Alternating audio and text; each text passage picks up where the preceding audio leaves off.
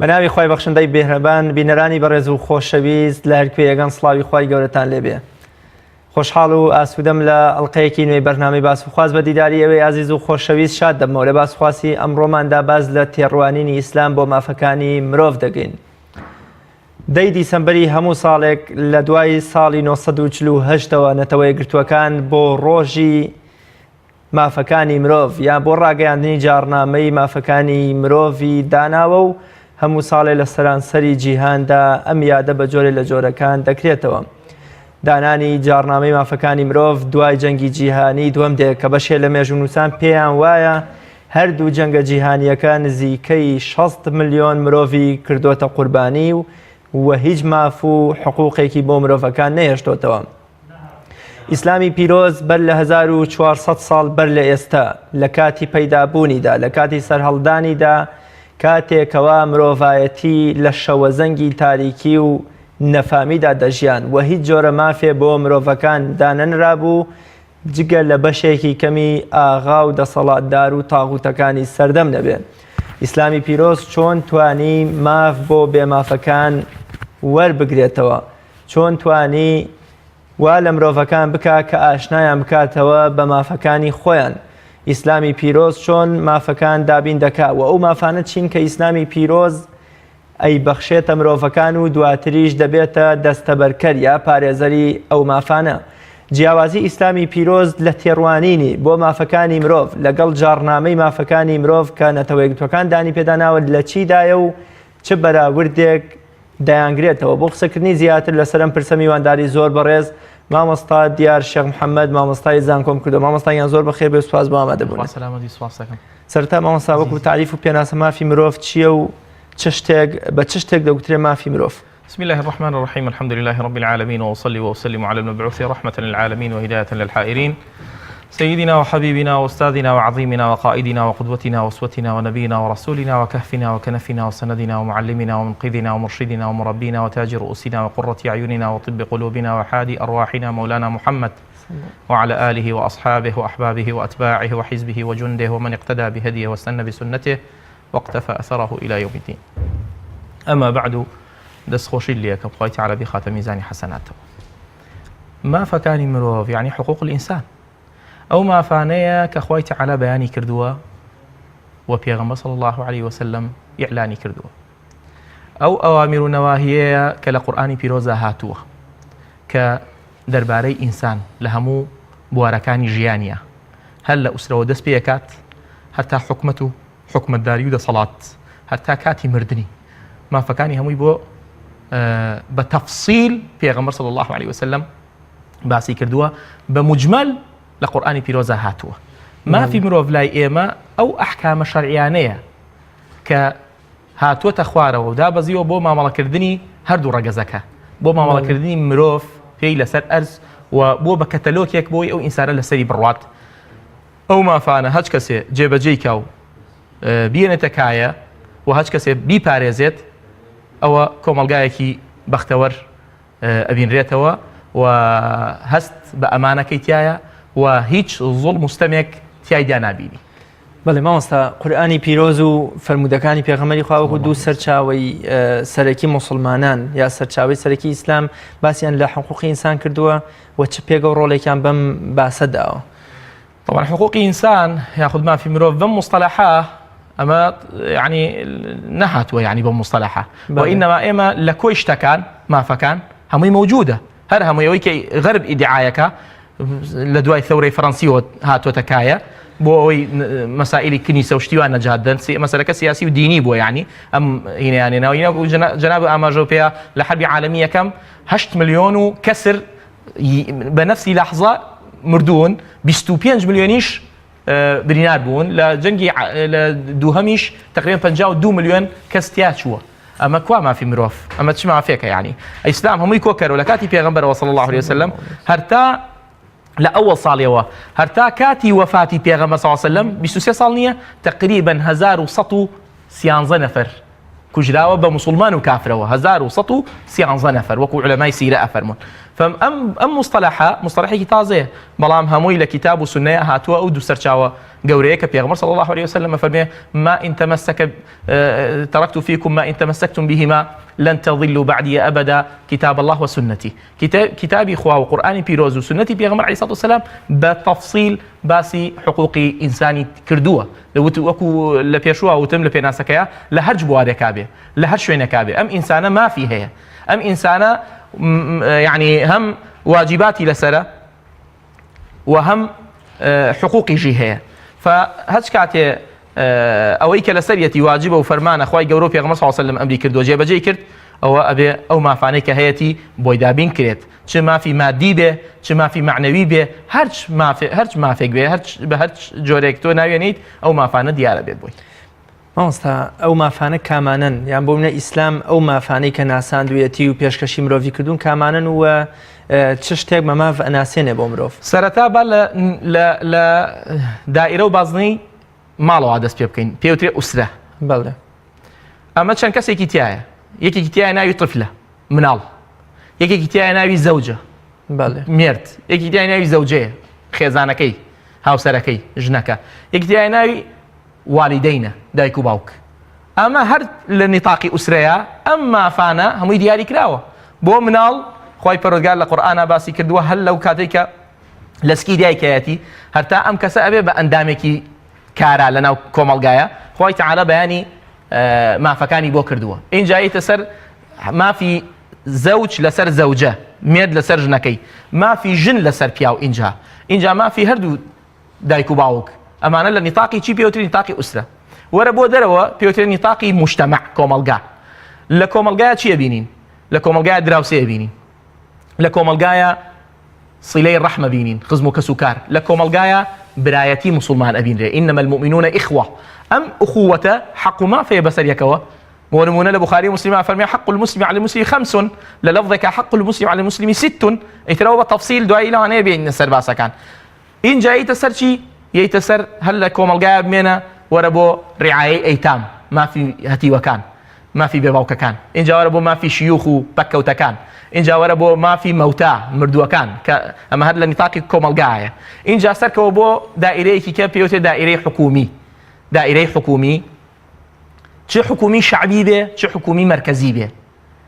يعني چه سلطەی شعبی بێ چه سلطەی حکومی بێ عفوا یەیتە سەر سلطە چۆن مامەڵە بکا لەگەڵ شعبی خۆیان چۆن اینجا وەرە بۆ مافێکی کە مافی معاهید و ئەهلی ذیمە و ئەو کەسانەی کە غەیری مسلمانن معاملەی مسلمان لەگەڵ غەیری مسلمانە مافەکان هەمووی دیاری کراون فەتۆ چ پرسیارێکت هەبێ بەرامبەر مافەکانی مرۆڤ لە هەرج بوارێکا بێ لەم ئیسلامی بکە جوابی پێ ئەین کەواتە ئیسلام لە دەوڵەتەکەی خۆیدا مرۆڤ ئەناسێنێ و مافیش پێدا ینی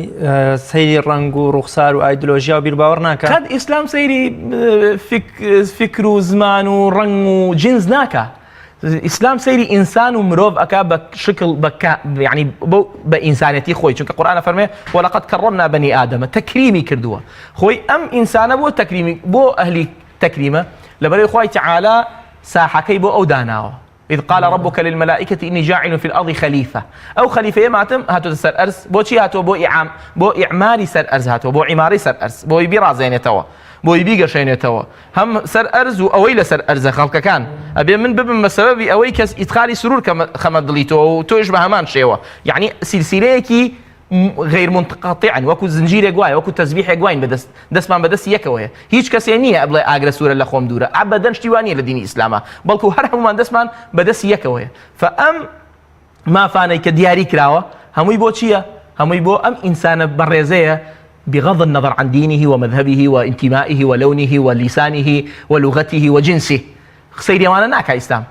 يا أيها الناس إنا خلقناكم من ذكر وأنثى وجعلناكم شعوبا وقبائل لتعارفوا نقل تقاتلوا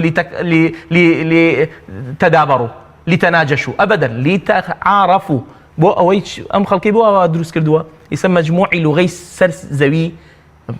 سيرشي بك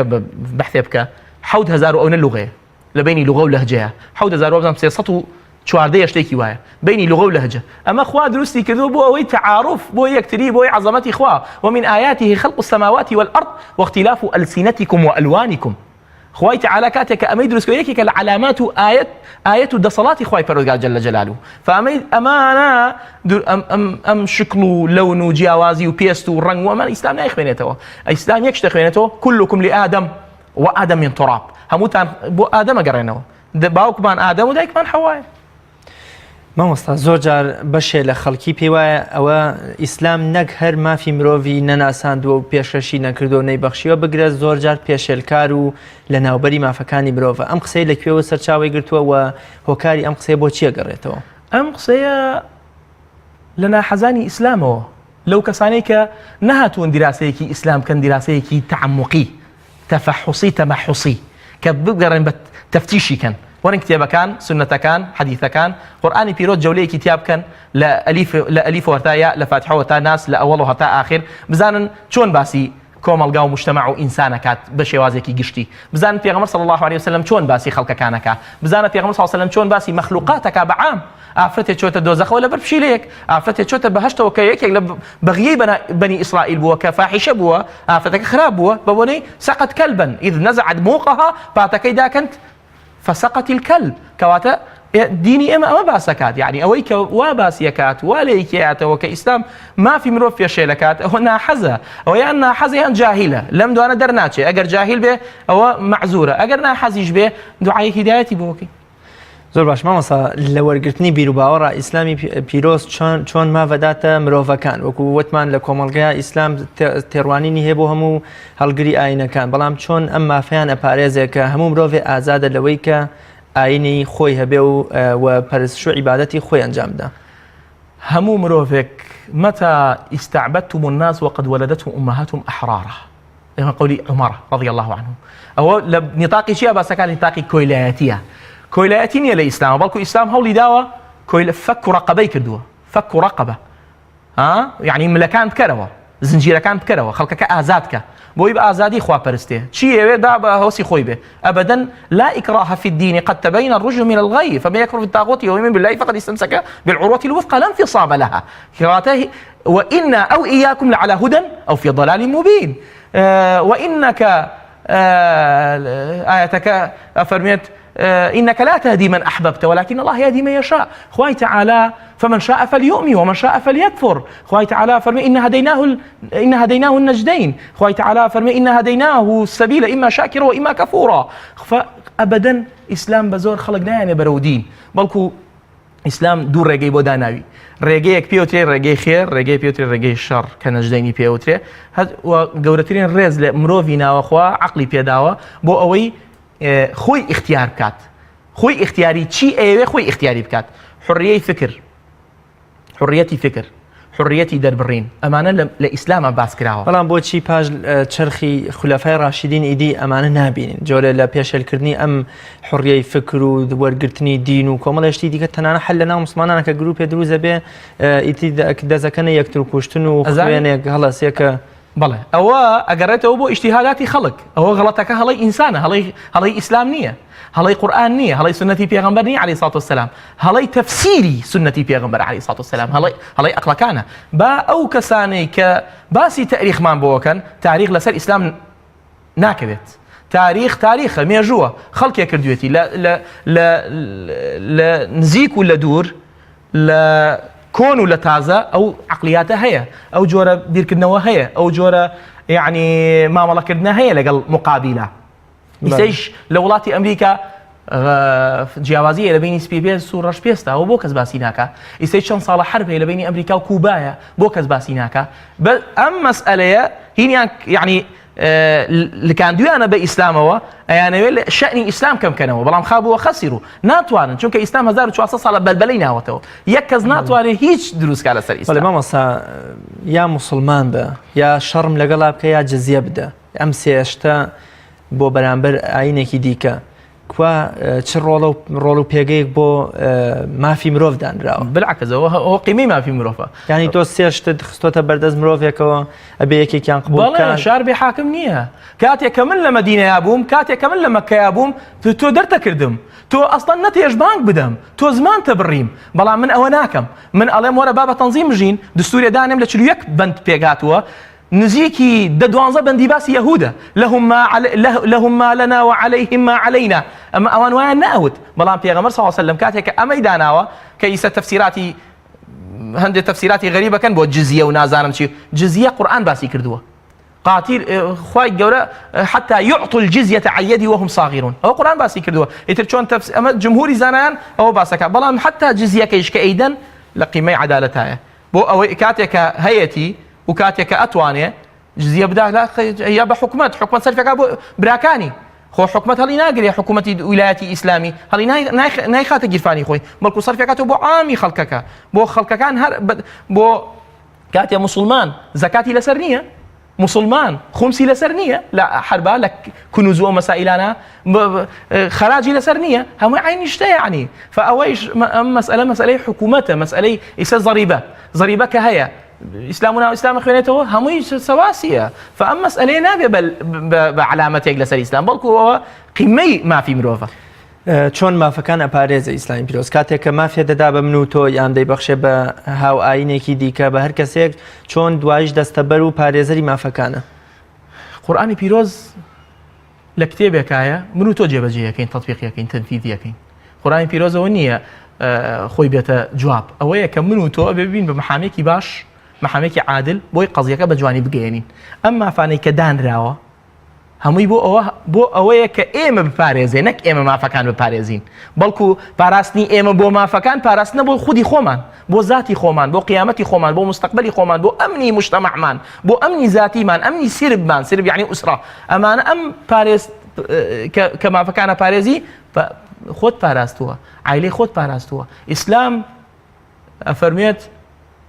فإن تتولوا يستبدل قوما غيركم ثم لا يكونوا أمثالكم ئەگەر ئێوە واز نێنە جواب و مافەکان نەپارێزن و لەگەڵ خوایانە بن لەگەڵ عەدلانە بن لەگەڵ مساواتانە بن لەگەڵ دادپەروەریانە بن يستبدل قوما غيركم ثم لا يكونوا أمثالكم ئێوە لا با و مجموعەیەکەینێتە پێشەوە فأم مافانە خۆی لە خودی خۆیان پارێزراوە إنا نحن نزلنا الذكر وإنا له لحافظون خوي بارزراو إنجا بيغمبر صلى الله عليه وسلم فرميه أوتيت القرآن ومثله معه قرآن بيدراو هاو شيوي قرآن يجلق لياك سنتي منه ومثله معه ما بس سنتي بيغمبر صلى الله عليه وسلم فأما خوي لخودي خويا بارزراو بلكو مجموعة خلقاني كيجيبود ترتيب كردو أخوا ك هم بو كتاب هم بو قرآن كي خوي هم بو سنتكي بيغمبر صلى الله عليه وسلم كبزان دقائق امور لجياني بيغمبر صلى الله عليه وسلم بو ايمن نقل كان كصحابي بيغمبر لدوي صحابي بيغمبر ومجموعه بي اي كيبو مهيئ كردوين كفرمودكان بيان لبيجن فرمودكان بيان لهيلك بو اوي بجواني بو ايما ببختي او تري فرمودي صحيح اما باراسني دقه باراسني مافه بو اوي بجواني بقات بو اوي بمينيتوا يترى من بيوتي علي من بيوتي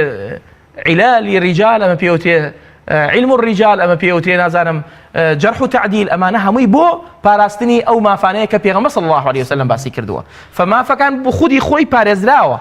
کەسێک یەوێ جێبەجێی کا تطبیقی کا تەنفیذی کا بینێتەکایە لە ساحەیە ببینرێ بە منەوە بینرێ گینا قورئان لە ماڵ و ئاوا دانراوە لە فەڕۆیەکی سەوزایە من و تۆین کە ئەیکەینەوە ئینجا وەقول اعملوا فسيرى الله عملكم ورسوله والمؤمنون چۆن بەگشت ئیسلام چۆن بەگشت ئەو کەسان ناچێتەوە کە مافی خەڵکانی دیکە مافی دایک و باو مافی دراوسێ مافی هاوکار و هاوپیشەکانیان پێشێ دەکەن ئیسلام حەدی داناوە یان حەدی دنیاییان عقوبەی قیامەتیە حەدی داناوە مەسەلەن بۆ نمونە چەندانە 6 تا 7 حەدی داناوە بۆ نمونە کەسێک کە زینا بکە ئیسا کابرای غەربی ئەڵێ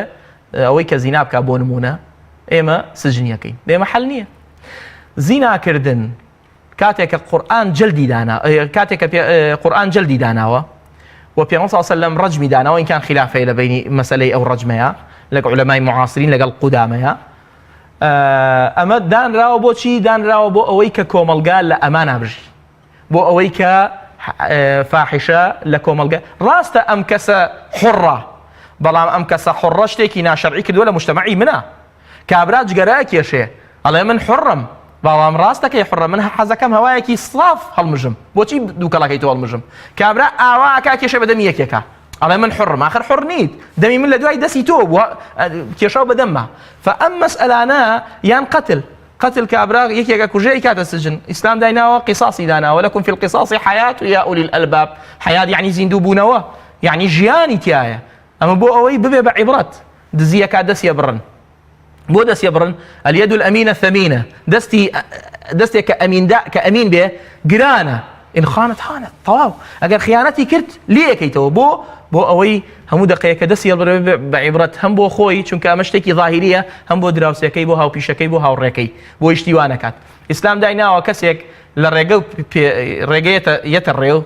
چتا داينا وشي داينا راسو چپی کەیت دەستی ڕاستی قاچی چەپی دەستی چەپی بیبڕیتەوە بۆ لێکەیتەوە بۆ لەبەرەوەی خەڵکەکە بە باشی بڕوا چونکە ئەگەر ئەمنی ڕێگات نەبێ حەجیش هەڵەگیرێ چونکە ئەمن و طەریق یەکێکە لە مافەکان یەکێکە لە شەڕتەکان عەفوەن یەکێکە لە مەرجەکان ئیسلام دایناوە بۆ نمونە هەچ کەسێک قەذفی کرد قەذف یعنی چی یعنی ئافرەتێکی عەفیفە ئافرەتێکی پاک و عەفیف تۆ بێنی بوهتانی بۆ هەڵبەسی دایناوە 80 دانە جەلدەی لێ ئەدرێ بۆ لەبەرەوەی ئەو زمانە حەدی نییە لە سنووری دیواری خۆیانەوە بچێتە ئەو دیوە ئەسڵ وایە باسەکە باسی سنووری ماڵی خۆی بێ تێپەڕ نەبێ بۆیە ئەم جارە 80 جەلدی لێ ئەدرێ لە بەردەم خەڵکەوە بەرچاوی خەڵکە و ژن و پیاوە ببێنە دەرەوە ئەوەی کە ڕەحمی ولا تأخذكم بهما رأفة في دين الله وإن كانوا لا إني زنايا هاتوا بەڵام عولەماڵێن عامە بۆ هەموو حکمەکان نابێ ڕەحممان هەبێ بەرامبەر کەسێکە سنوورەکانیش کان دەبێت چونکە سنوورەکە سنووری خوا نییە بەس بەڵکو سنووری مجتەمەعە کەسێک بۆ نمونە ڕیددەوەیە کە ئینسان مسلمانە و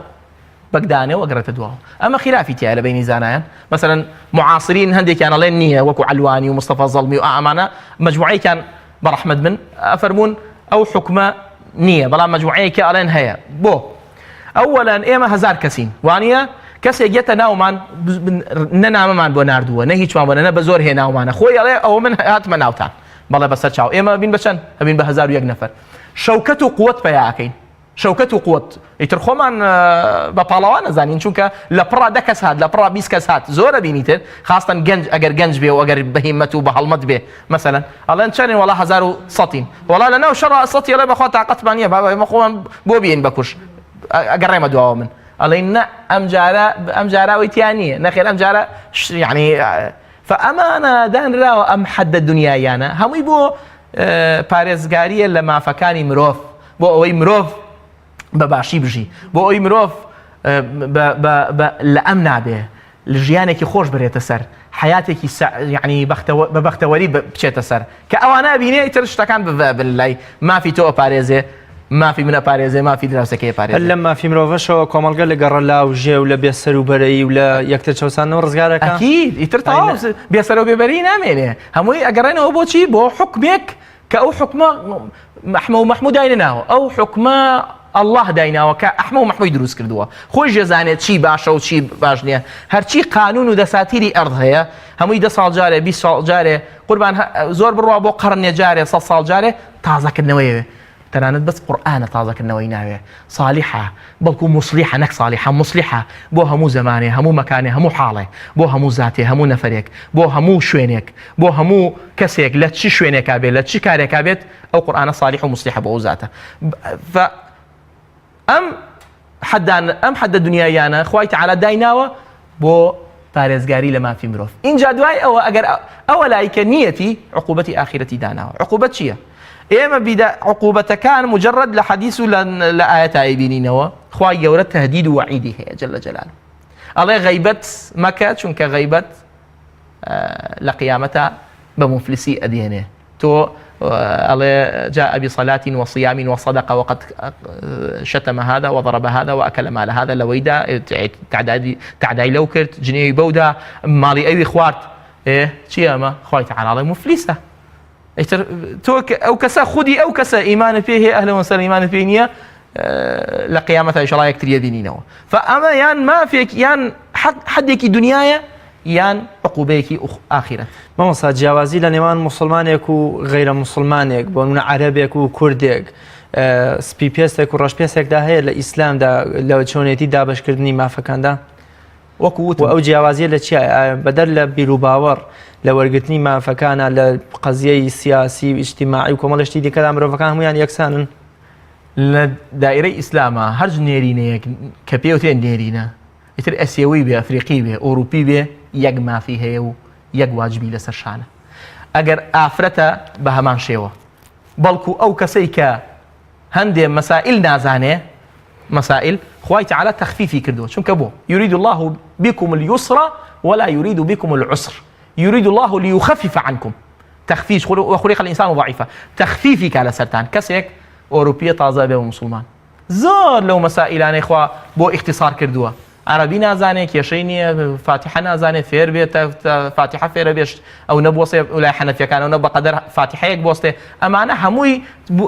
هەمووی حاڵەتی کەسەکە ئەخوێنێتەوە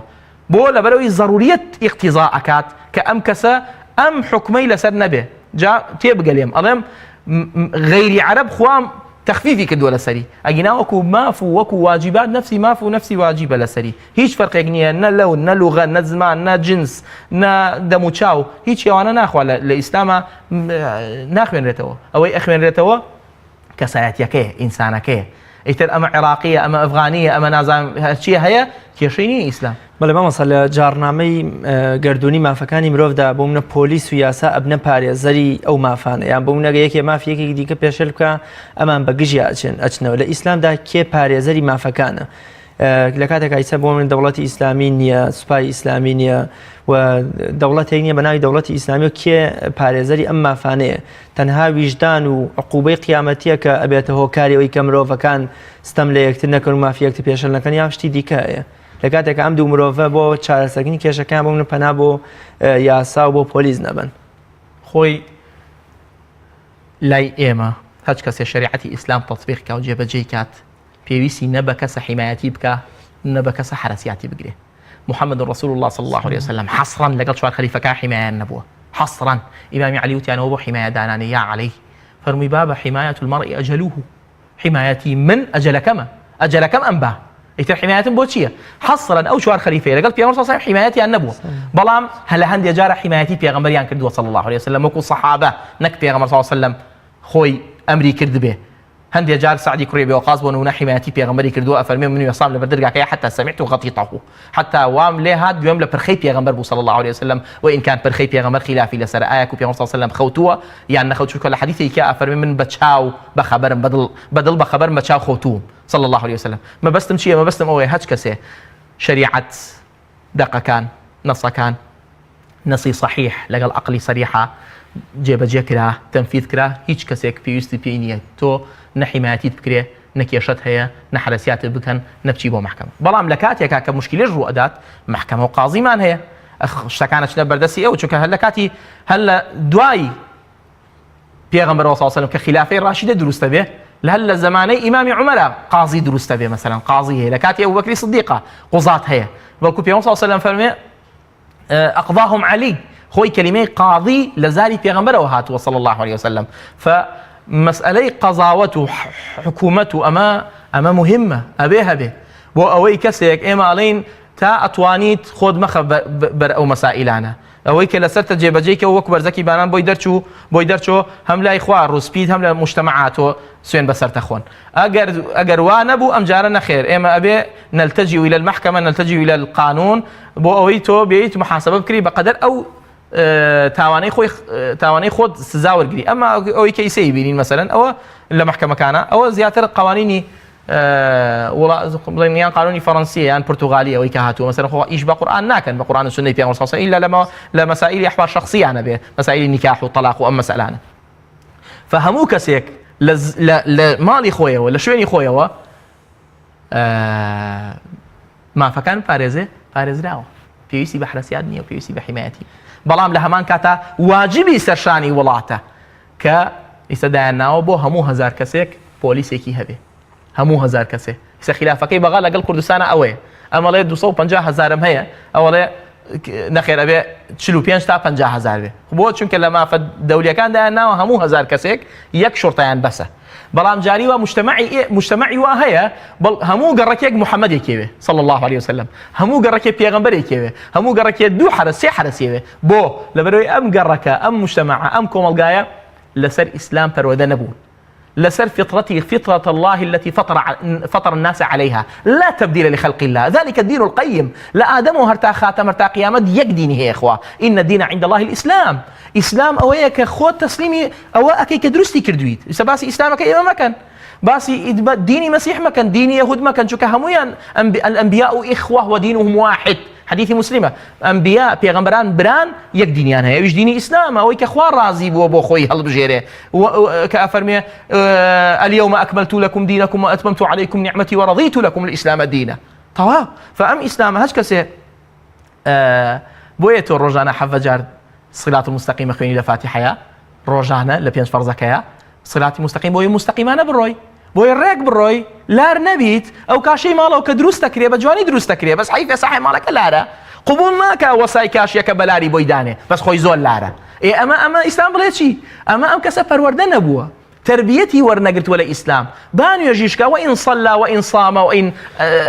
زەکاتی دا بۆ بە عادەت وەریگرتووە بە پەروەردە وەری نەگرتووە ئەوەیە مەسەلەکە بەڵێ مامۆستا هەرچەندە وشەی بەراورد لە نێوان ئیسلام و ئەوروپا شتێکی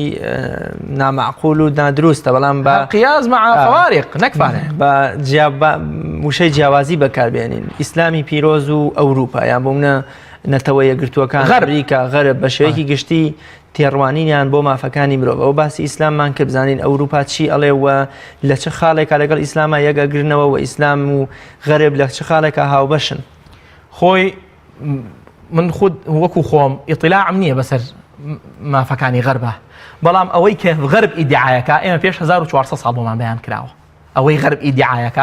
بەشێک لە زانایانی ئیسلام وەکو شێخ محەممەد عەبدە و محەممەد قوتب و کۆمەڵی محەممەد ڕەشید ڕیضاو بەڕەحمەت بن دەڵێن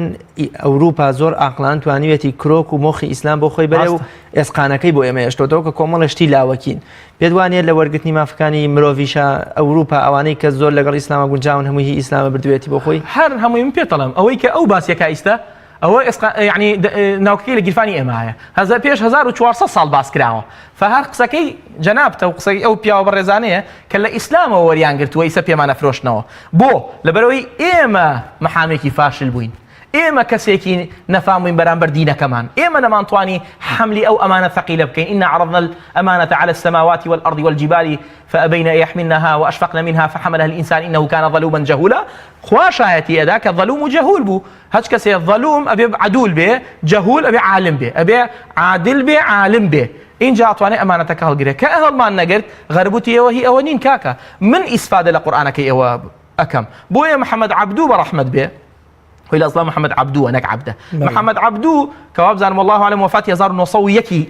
ميلادية 1905 شتيك بداية 1900 محمد عبدو قال شو ما غرب سيرم كده أما مسلماني ثانية بلام إسلام لويه لنا أخو معنا مسلمان ما شاء الله زورة بس إسلام نابينم حقت إسلام نابينه بو لبروي إسلام بو نمونا مسجد وشي كراوه بونيوش كراوه بو بانك نايا ولا بو حي على الصلاة يعني فرمونا بونيوش حي على الصلاة حي على الفلاح بوصل برزي ناتشت إخو إسلام حزكها بس كابرا كانت تشيني هيك إيتو من لم يكن مع حي على الفلاح كيف يكون مع حي على الكفاح نابه هل يستويان لا يستويان فأم مسألة غرب هرتشي لباسي حقوق مرأة كما في آفرته حقوق حيوان كما في آجلة حقوق إنسان كما في مروفة أما أنا همي إيمه هار همي يكبرش سنتي بيغمر صلى الله عليه وسلم خيونا بالتفصيل سنتي بيغمر عليه الصلاة والسلام خيونا لقل أو شوار خليفة مباركة شوار خليفة حصرا دواي شوار خليفة الدنيا قوره چونکە يعني مساری تاریخ گۆڕن ئەیتر مشکل يعني بۆیە من وتم تاریخ لەسەر ئیسلام ناکەوێت تاریخ ئیشی پیاوە يعني خەڵک کردوێتی ماسا بۆچی باست لە پاراستنی مافی ئافرەت کرد تا ئێستا ئیسلام بەوە تۆمەتبارەکرێت کە مافی ئافرەتی نەگەرنەداوە بەڵکو پێشێل ئیشی کردووە ئەو تەمان ویستمەرە و پرسیار لە هینی ئیسلامە لە تەوەری ئیسلامەکە بکەین کە بۆچی ئیسلام تا ئێستاش تۆمەتبارەکرێت بە پێشێلکردنی مافەکانی ئافرەت و دابین نەکردنی هەمووی قەزیەکە لەسەر حیجابە لەسەر پۆشتەی ئافرەتە ئەوان حەزەکەن پۆشتە نەبێ حەزەکەن هیچ ئافرەت هیچ کەسێ نییە بە زۆر حەزەی میرات و دووشایەد و نازام کۆمەڵی فەرمودەن کە ئەوانە لە صالحی ئافرەتەکەی لە میراتیە لە هەندێک حاڵەت لە پیاو زیاتری بەرەکەوێت لە 4-5 حاڵەتە لە پیاو زیاتری بەرەکەوێت لە یەک حاڵەتە فەللذەکەری مثل حەظ الأنثەیین ئەوی ژۆی لە ماڵە دانیشتووە دوای ئەوە شووە کە ئاڕاتە ماڵی خۆی بەڵام کە ئەبێ بەدایک ئەی خۆ جاری وایە سوودسی بەرەکەوێت ثلثی بەرەکەوێت لە پیاو زیاترە بات ئەی بۆ باسی ئەوە ناکەن بەڵام ئەمەی کە باسەکرێ مجرد حڕیەتی ئافرەت و مافی ئافرەت ئەوەیە لە تاییتێکا بیبینین لە زەرفێکی چایە بیبینین وامان بۆ بکە بەس ئەوەیە عەبدولکافی ژەڵێ ئەوان ئازادی ئافرەتیان نایە بەڵکو جەستەی ئافرەت جەستەی ئافرەتیانەیە جەستەی بێتەکایە ئەوەیە مەسەلەکە ئیسە ماڵی ئێمە وەڵی زەبریتیانە هیچ کەسێ بە زۆر قەت نەمانتووە بێ حیجاب بکەیت خۆی اختیاری کردو چکە لە بیئەیەکی وایە ژیاوە بەڵام بیئەیەکی بە جۆرێکێ ئەوە کەیفی خۆیەتی هیچ زەبر و هینێک نییە من نەمدیوە لەوانەیە هەبێ لەم لەولا ئەوە لا یەخلو یعنی هەموو مجتەمع کەسانێکی تیان بە زەخت و بە مەسائلانساکە وتمان بەشێکی زۆر لە خاڵەکانی مافەکانی گردون ئەوەی جیهانی لەگەڵ ئیسلامە و کۆڵەی هاوبەشن یەکن لە چیا جیاوازن لە چیا یەک ئەگرن بۆ نەرێکی پێچەوانە یەکن ئیسلام شتێکی وتو ئەمان دژی ئەوەسن یام ئەمان لە هەندێک شتا جیاوازین وەکو چی وەکو بۆ نمونە لە مەسائل لەوا بینە سەر مافی ئافرەت کە باسەکرێت ئەڵێن ئەبێ حڕیەتی بیتێ و ئەبێ ئازاد بێ و ئەو ئازادیە ئیسلام پێی داوە ئەسڵەن غەرب پێی نەداوە ئیسلام جۆرە ئازادیەکی داوەتێ ئازادیەکی سەربەرزانە بەڵام غەرب ئازادیەکی پێداوە ئازادیەکی سەرنزمانە بۆ ئافرەتێک هەڵەسێ عومەری کوڕی خەتاب باخل لە تاریخا زۆر معروفە بە عیملاق الئیسلام مەنار الئیمان زۆر وانیە حتا ابن عباس بەسام و هەیبەت الله سيالله ماري أبي تحديد كله الله أفرتك الله سيالله شو شتي وهالي قرآن تحديدي نكردوها إيه تخوا لما ما زيادة هي عمر يكوري خطاب لسلم من والله أصابت امرأة وأخطأ عمر أفرتي الراس ديكر عمر غلطي كرت إما كاتك أشين بو الزواج دسي شوار بيان شكين بس في سبيك شكيان اللي ورقرين أو قركها هم بس حرام يزاني الزواج شنك أصل لنكاح شيء إعلام وإعلانه أعلنوا عن النكاح ولو بدقات من الدفوف حديث البيغمبر صلى الله عليه وسلم أولم ولو بشاه محمد السعيد رمضان بوطي لكتيبك يا برحمة بيبور زايكم لخارج بو لبراهاتو بو سوريا لقل جنكي غربي بو الله جيشنا قركا سيري كر مالي باوكي قلبالغه وتي چیه قلبالغه تی ولا پیانو تم به تلفونه و خوشم شوکه تی قلبالغه چیه تی اخراتونه من دست باچکن کور الدنيا مد 2 سال شاوره او كان بس اما بلين ورده پیشوا وتي دسي گرتي تو خوا مله من شونه ناو باس ما كهي من شونه ناو تو شو كخويا زانيت شون 2 سال بيكون 4 سال 5 سال 6 سال اینجا 45 كبه ب 45 قلطاخه به اینجا چه بو کنيسه عقدك نوسه لا تفتين ولا تفتن نبينا ما هيج طاعت باب شم عقدك بنوسم خو كم طابي ام بياو اجينا هرتا جنجه بو خويا الراي سلا زوربي ولاتكاني غرب خو ناو بس ناوي سياني نيه ناو بناوي دايكويه باو نيه ما فيش كواتا اما مساله شيء مساله اويك ام مساله ما فانك اوان باسي ما فكاني إيه ما باس ما كردوا أوان تزيوي أنا بس يوازي كباس يكن بس عواز نوع كيلي كانوا باقوا بريقوا مؤتمراتي لسنة كانوا إنجا أمهم خلكين بكشتوا أمهم خلكت ويرانا كان حرب عالمية كم دوهم سيبري ويا كاكا إنجا ولاد ويرانا كان أمهم تشكوا أسلحة لسوريا وغير سوريا ببارة لسري حسابك صابيستن بس يوب كم لإسلام هي بلا مدينة ومكان بو باريس راوبي وأمان بي بەڵام سووریا و لیبیا و بۆرما و ئێران و عێراق و کوردستان و هەرچی وڵاتێ بە ئاژاوە و یەکتر کوشتن و تەقینەوە و نازام ئەم شتانەی تیابێ ئەمە جۆرێکی دیکەنیە لە پێشەرکردنی مافەکانی مرۆڤ لەم سەردەمای بینین ئەکیدەی چۆن هەموو بوقعەیەک ڕسمە ئیسلام چۆن تێڕوانی بۆ ئەمە هەیە کە هەموو سەرزەوی یام هەموو خەڵکێک بۆ وەکو یەکە و چۆن هەوڵی پاراستنی ئەمانی مەدینەدا هی شوێنێکی تریژەدا مەکە و مەدینە چۆن مەحفوظە شلون خوا حزك محفوظ به بلام مكة ومدينة تايبد مندي هي لبر مسائل كعبة ومسجد النبي عليه الصلاة والسلام أو دو شوينية كدجال ناتشة تناوي وكود دقيقة قال قال أقصايا أما بقول لبروي قدسيتي كان هي لا تشد الرحال إلا إلى 3 مساجد وكل بخاري هاتوا وشد الرحال بس بوصي مزجوته وكو مزجوته كان دجال ناتشة بو نمونة باس يكم فهمو بقعيك يسترأز إسلام ببيروز يزانه بلكو همو كسيك لبيناوي أرزكيا خاككيا شهيد دفاعي ليبكا وبرجلي ليبكا پیامبر صلی الله علیه و بشهیدی لقلم داوا چون کن ارزی تو ایستو ام ارزی بونمونه ام بقعه ام سليمانيه مالی تو لسليمانيه اگر سليماني نبي مال لكويه كواته ارزكت بيشتري لمالكت مالت شكولكت مال جوركت ارزكته فهموو ئەرزێک لەسەر زەویە مبارەکە لای ئیسلام مافی داوە پێی ئەبێ کەسەکان زاتەکان بیپارێزن ئەبێ خەڵک خواویست بێ خەڵکویست بێ خاگویست بێ خۆنەویست بێ کاتێک کە خواتەوە بێ خاکی ژوو بێت ئەبێ خەڵکی ژوو بێت بەڵام تۆ بێیت بڵێ وەڵا 5 وڵاتی زلهێز و پێنوترێت ئەوەی مافی ڤیتۆیان هەیە و ئەم پێنجەیتر لە عالەما و لە بەرەوەی ئەصحاب النەوەوین و هەرچیە يعني إذا قالت حذامي فصدقوها فإن القول ما قالت حذامي ئەگەر ئەوان هەرچیە بڵێن ئەمە نییە لە ئیسلامە ئیسلام حڕیەت هەیە بە هەموو کەسێک لە هەموو شوێنێکە بۆ خۆت لەکوێ ئەژی بژی بەس بەچی بەو سنوور و بنوودانەی کە بۆم داناویت ئینسان کە لە مناڵیەوە پەروەردە ئەکرێت لە شتێک کە بچێتە هەر وڵاتێک احترامی لێگرێ ئەوە عولەمای ئێمە فتوایان داوە بەس بە ئەمەتاوەکەم عولەمای ئێمە فتوایان داوە کاتێک ئەچی بۆ ئەوروپا ئەبی احترامی قوانین ئەوروپی بگری وەک ئەوان نین ئێمە بڵین نەخێر ئەم وڵاتە ئەبێ بزانم بۆچی وایە ئەبێ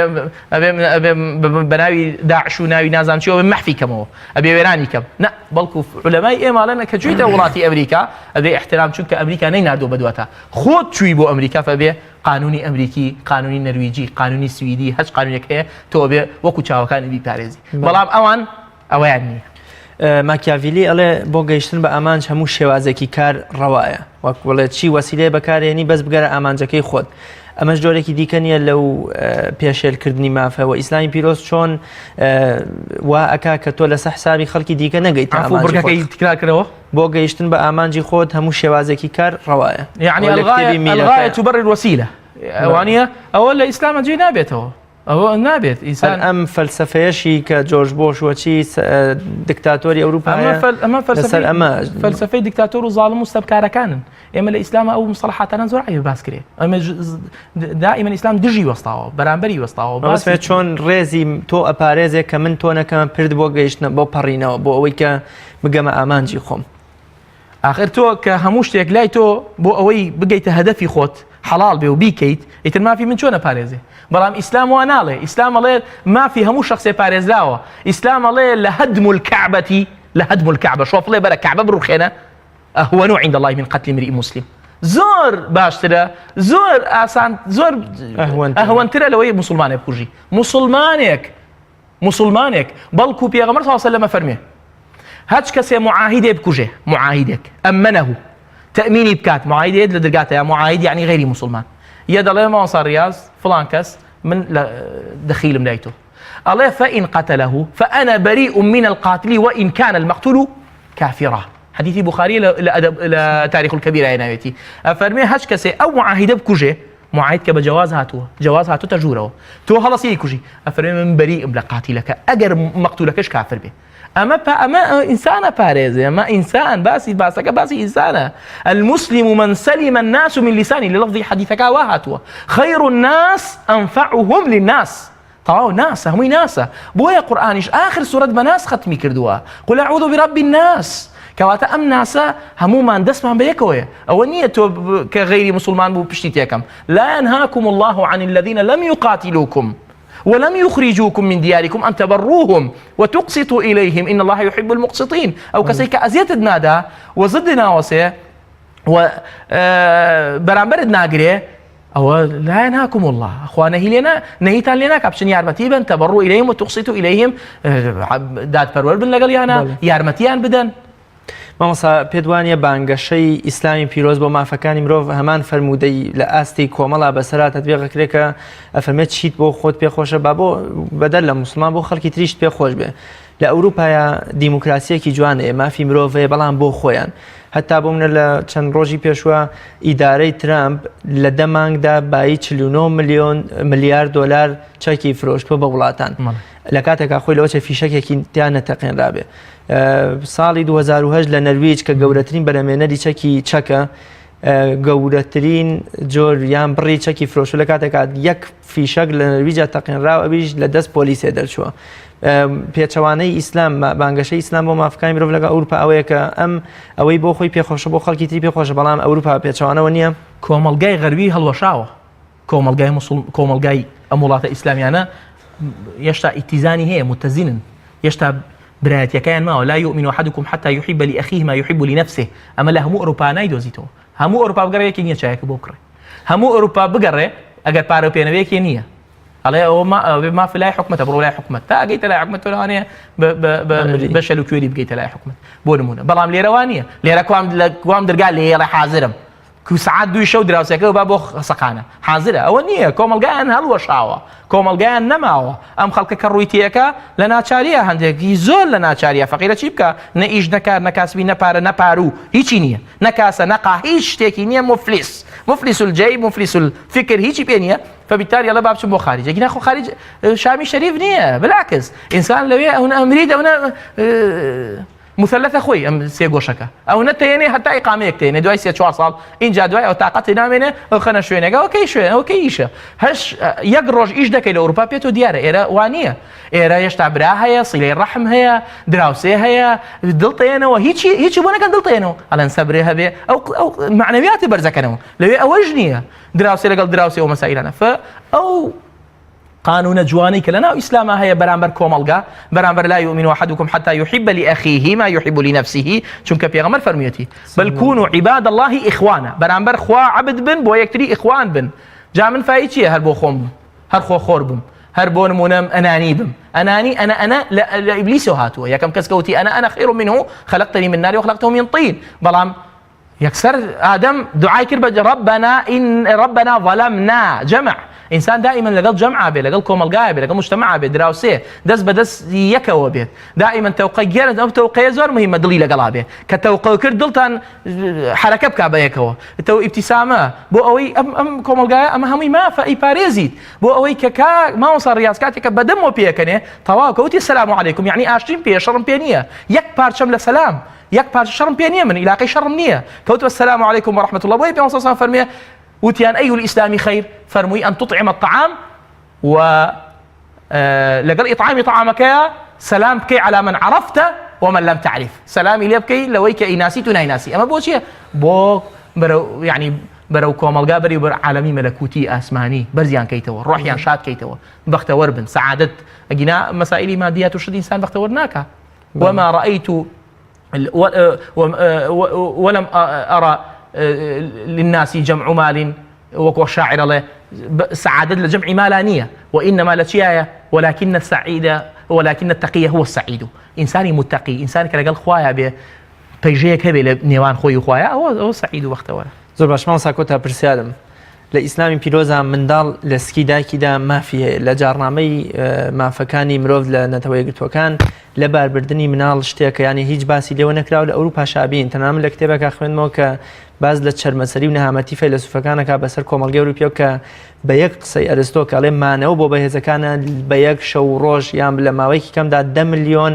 منداڵی ناوسک یا منداڵی لاواز یا پیر و پەکەوتە و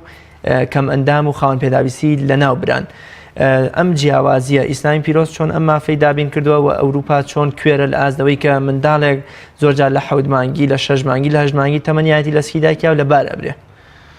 ئیسلامی پیرۆز کاتێکە ئەم مناڵە بۆ بەجەنین لە سکی دایکایەتی هەر لەو دەقەوە فتواییاوە و قسەی تیا کردووە پێغەمبەر صلی الله علیه و سلم فەرمێ ئینسان لە سکی دایکیا 120 ڕۆژ کە مایەوە وكل مسلمات وحديث عبد الله كريم مسعود دعاء 120 روش فينفخ فيه الروح إن جاء الروح